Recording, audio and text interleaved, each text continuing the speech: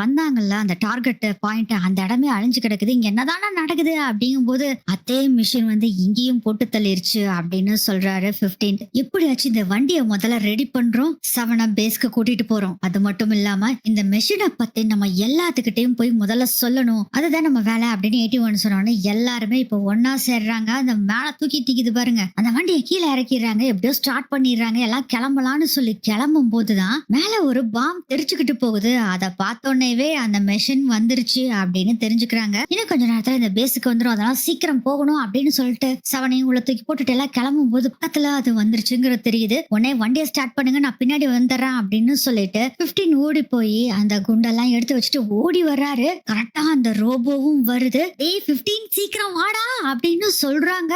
அதுக்குள்ள அதை ஸ்கேன் பண்ணி 15 ஷூட் பண்ணிருது. ஆனா அந்த பாக்ஸ் ரெண்டும் திரிச்சுக்கிட்டு ஓடி வந்து அந்த வண்டிக்குள்ள விழுந்துருது. இவங்களும் வண்டி எடுத்துட்டு வேகமா போறாங்க. அதை விடுற மாதிரி இல்ல, பின்னாடி ஃபாலோ பண்ணிக்கிட்டே வருது. அதை ரொம்ப ஷூட் பண்ணுது. அதுல இருந்து எல்லாம் எப்படியோ தப்பிச்சு கிப்பிச்சு கொஞ்சம் தூரமா தள்ளி வந்துடுறாங்க. இது பின் வாங்குறது போல இருக்கு அப்படின்னு நினைச்சு பார்க்கும் போதே பார்த்தா பாம் வீச ஆரம்பிச்சிருது.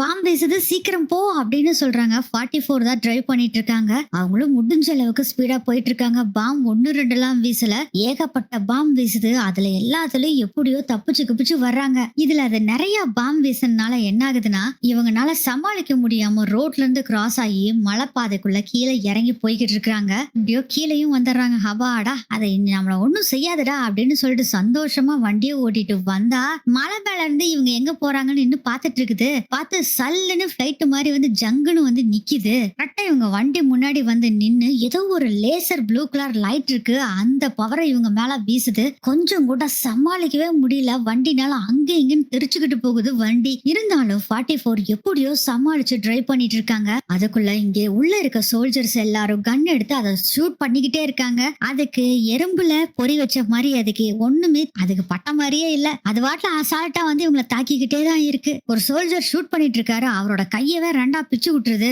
81க்கும் பயங்கர கோவம் வருது. அது திருப்பி திருப்பி ஷூட் பண்றாரு, ஆனா திரும்ப திரும்ப வந்துகிட்டே இருக்கு. அவன் வேற கீழே விழுந்துறாரு.